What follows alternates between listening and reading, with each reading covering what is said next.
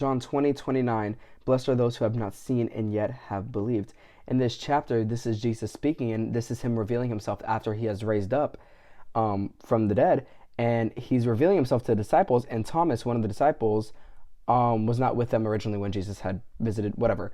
And in verse 25, he says, unless I see his hands, the print of his nails, and put my finger into the prints of the nails, and put my hand into his side, I will not believe. So Thomas, Jesus is revealing himself, and he's having a hard time. He's having a hard time believing that Jesus is actually here and he's back.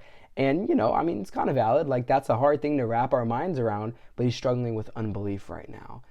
And Jesus does. He does do exactly that. And he shows him that it's actually him. And Jesus in verse 29 is kind of, speaking toward believers nowadays. Also, we can really see how Jesus was like really looking into the future. And he said, blessed are those who have not seen and yet have believed. Majority of believers nowadays have not seen Jesus. We haven't seen him with our eyes. So when you don't see something with your eyes, naturally it's hard to believe, but we believe. If you're saved, you have to believe, and we believe, I believe, that Jesus is real.